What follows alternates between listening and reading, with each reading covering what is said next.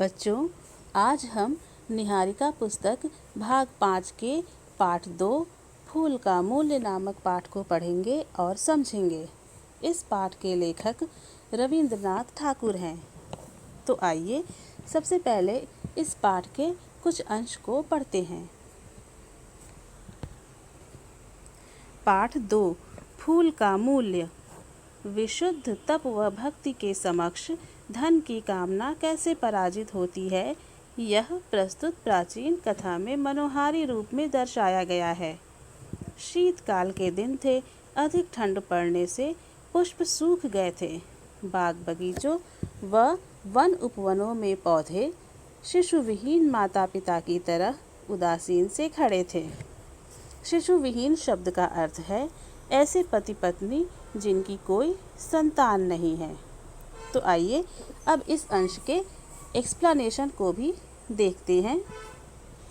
इस पाठ में लेखक एक प्राचीन कथा के माध्यम से यह बताना चाहते हैं कि विशुद्ध तप अर्थात ईमानदारी व निष्ठा के साथ की गई तपस्या और सच्ची भक्ति के सामने धन प्राप्त करने की इच्छा कैसे हार जाती है। लेखक कहते हैं कि शीतकाल यानी जाड़े का मौसम था। ठंड इतनी अधिक थी कि पेड़ों व पौधों में खिले हुए फूल अधिक ठंड के कारण सूख गए थे। बागों बगीचों तथा जंगलों में उगने वाले पौधे मानो शिशुविहीन माता पिता की तरह उदास और शांत खड़े थे। आइए अब कुछ और अंश पढ़ते हैं। पर वह सरोवर किसका है? उस सरोवर के ठीक मध्य में एक कमल दल प्रफुल्लित हो रहा है। यह तो रामदास माली का सरोवर है। ऐसा मनोहर फूल तो वसंत काल में भी नहीं मिलता। रामदास का मन आनंद से नाच उठा। विचार आया, राजा जी को आज पुष्प प्रदान करूँगा। पुष्पों के प्रेमी राजा जी आज अकाल में खिले इस कमल फूल को पाकर मन चाहा मूल्य प्रदान करेंगे। पवन की एक लहर आई। कमल ने भी मानो प्रमुदित होकर एक झूला खाया। आकाश में एक कोयल कूक गई। माली के मन ने माना कि यह मंगल चिन्ह है। आइए अब इस अंश के एक्सप्लेनेशन को भी देखते हैं। लेखक कहते हैं कि यह तालाब किसका है? इस तालाब के ठीक बीच में एक सुंदर कमल का फूल खिला हुआ है। अब लेखक स्वयं ही बोलता है कि यह तो रामदास माली का तालाब है और इतना सुंदर फूल तो वसंत के मौसम में भी नहीं खिलता। अर्थात वसंत को फूलों का मौसम कहा जाता है क्योंकि उस समय मौसम और पर्यावरण दोनों ही नए नए फूलों के खिलने के लिए अनुकूल होते हैं। और आज जो फूल रामदास माली देख रहा है वह उस वसंत के मौसम से भी ज़्यादा सुंदर है। इस ठंडक के मौसम में खिला हुआ यह कमल का फूल वसंत में खिले हुए फूलों से भी ज़्यादा सुंदर है। अब रामदास माली प्रसन्नता से मानो नाच उठा और सोचने लगा कि यह फूल वह यहाँ के राजा को देगा क्योंकि राजा को फूल अत्यधिक पसंद हैं और ठंडक के मौसम में खिले इस सुंदर फूल को पाकर राजा मुझे मेरी इच्छा के अनुसार इस फूल का मूल्य देंगे। अभी रामदास उस फूल को देखकर यह सब सोच ही रहा था, तभी हवा का एक तेज झोंका आया और वह कमल मानो खुशी से झूलने लगा। ठीक उसी समय उसे कोयल के कूकने की मधुर ध्वनि भी सुनाई देने लगी।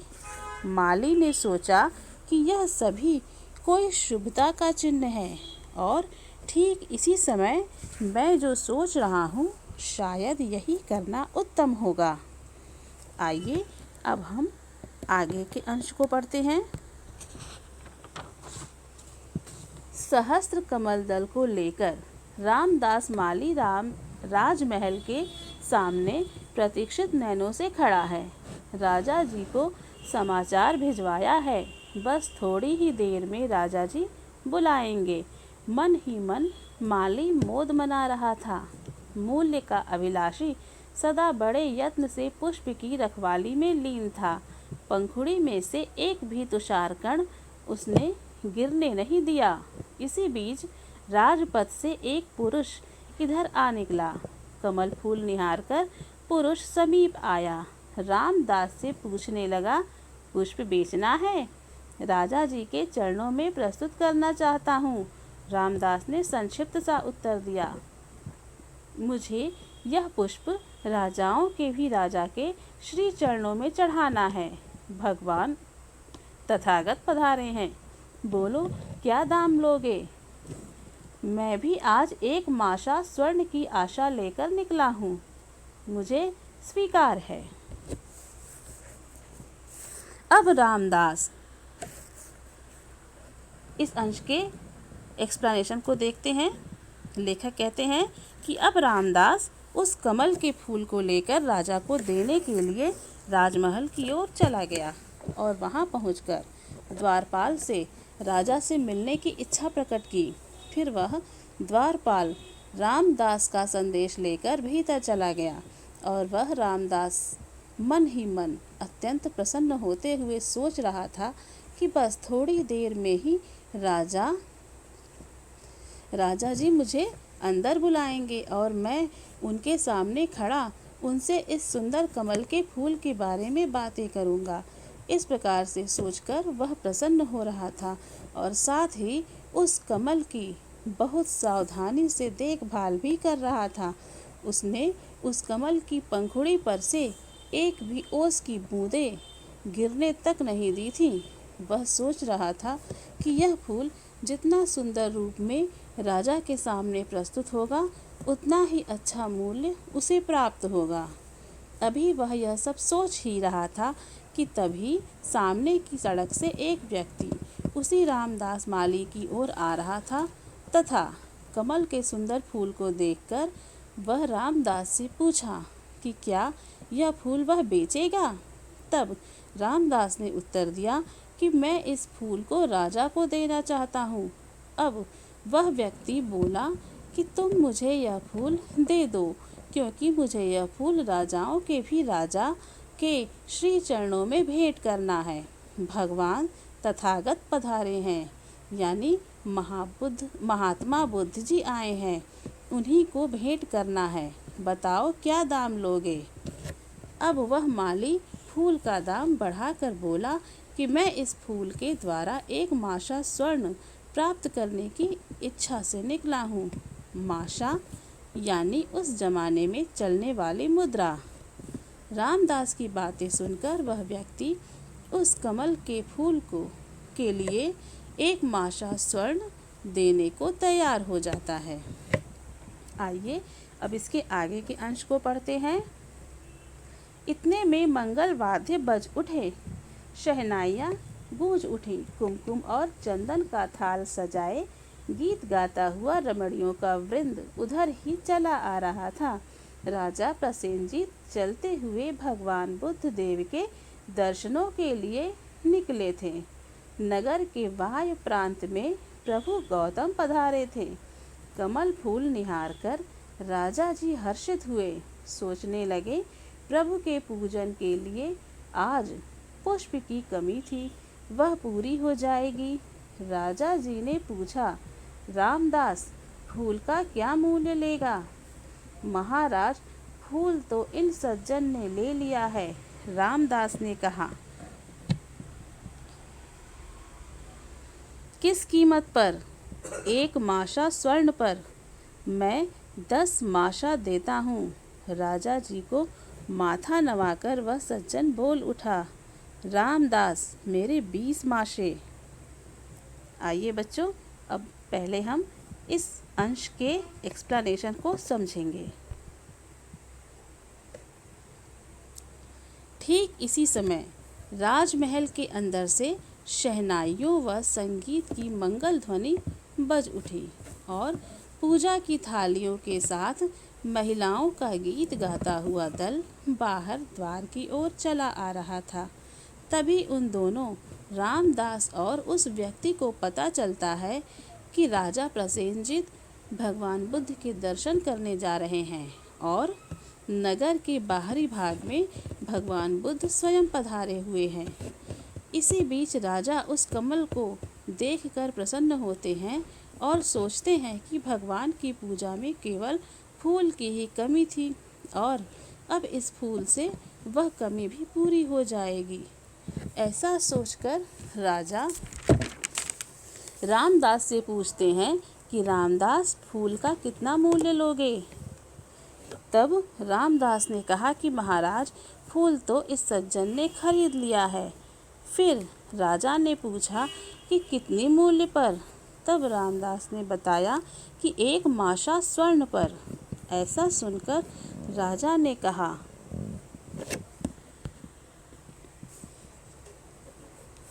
कि मैं 10 माशा देता हूँ, तुम मुझे दे दो। इस पर वह सज्जन राजा से शिष्टतापूर्वक सिर झुकाकर बोला, रामदास, मैं 20 माशे दूंगा। आइए अब हम आगे के कुछ अंश को पढ़ते हैं। राजा जी का चेहरा कुछ उतर गया, उनका हृदय कुछ विषण्ण हो गया। इतने में वह सज्जन बोला, महाराज, आप और मैं आज भगवान बुद्ध के दर्शन करने के लिए निकले हैं।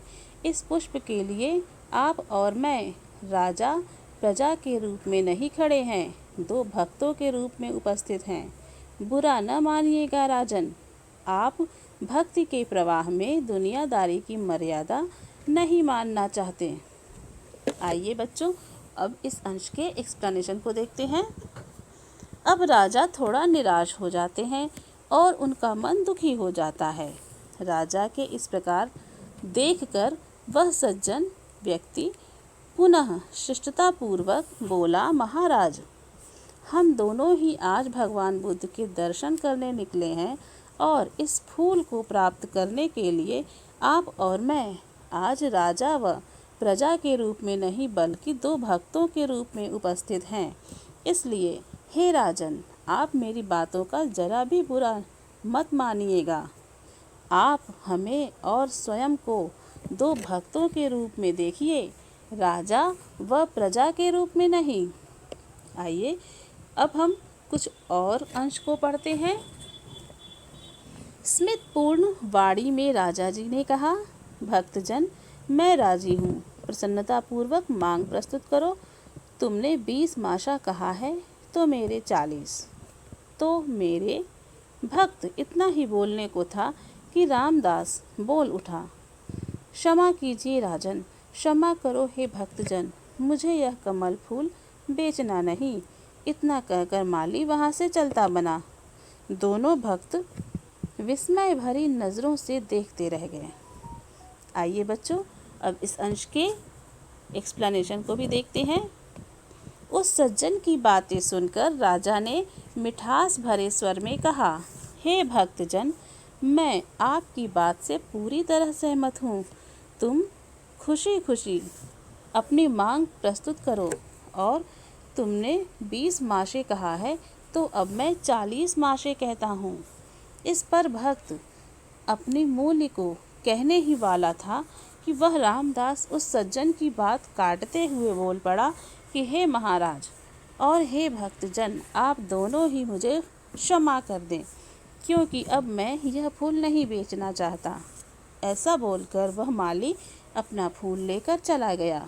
दोनों भक्त आश्चर्यचकित होकर उस माली को जाता हुआ देखते हैं।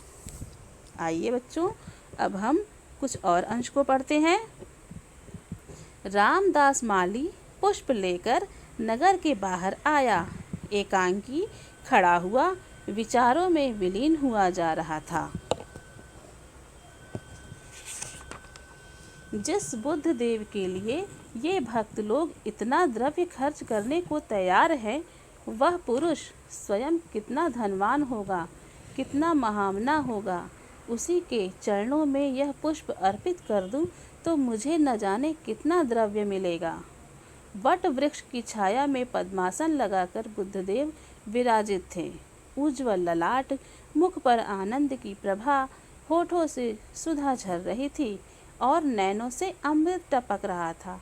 मेघों सी धीर गंभीर ध्वनि इस तपस्वी के मुख से निकल रही थी। रामदास स्तब्ध होकर खड़ा रहा। उसके मुख से एक शब्द भी नहीं निकला। वह तो निहार रहा था निर्निमेष भाव से उस साधु की ओर। बच्चों, अब हम इस अंश के एक्सप्लेनेशन को देखेंगे। अब रामदास माली उस फूल को लेकर शहर के बाहर आ गया और एकांकी यानी अकेले में खड़ा होकर सोचने लगा कि जिस बुद्ध देव के लिए ये दोनों भक्तजन इतना धन खर्च करने को तैयार हैं, वह बुद्ध देव स्वयं कितने धनवान होंगे और कितने महामना होंगे। क्यों न मैं उस बुद्ध देव को स्वयं ही यह कमल का फूल अर्पित करूं, तो हो सकता है कि वह मुझे अत्यधिक धन से मालामाल कर दें, अर्थात ढेर सारा धन दे देवें। इसी समय रामदास की नज़र सामने कुछ दूरी पर स्थित एक वट वृक्ष यानी बरगद के पेड़ की छाया में पद्मासन लगाकर बैठे बुद्ध देव पर पड़ी। उनके ललाट यानी माथा एकदम उज्जवल था। मुख पर आनंद की प्रभा थी, मानो उनके होठों से सुधा बरस रही थी और आँखों से अमृत टपक रहा था। साथ ही मेघ के समान गंभीर मंत्र ध्वनि उनके मुख से निकल रही थी। यह सब देखकर रामदास शून्य सा खड़ा होकर एकटक उन्हें निहारे जा रहा था और वह उनमें इतना खो गया था कि उनके मुख से एक शब्द भी नहीं निकला।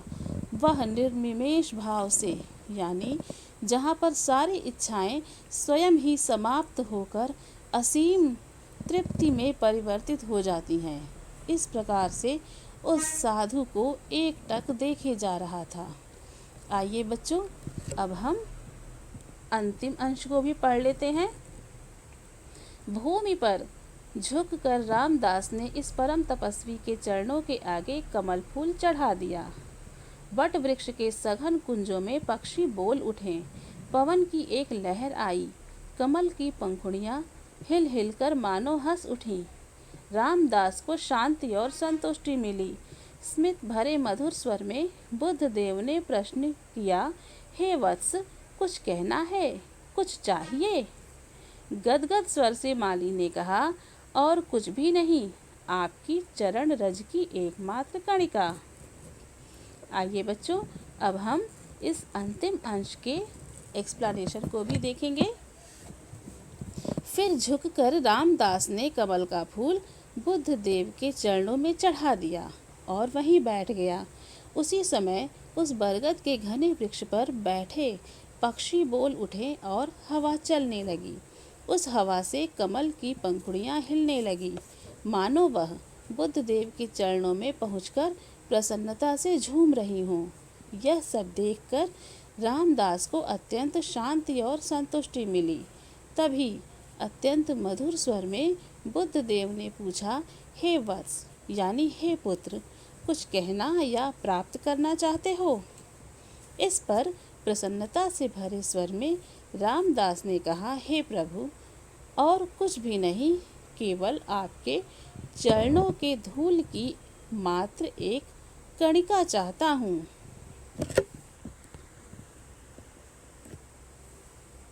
तो बच्चों, यहाँ पर आपके पाठ 2 फूल का मूल्य का एक्सप्लेनेशन समाप्त होता है।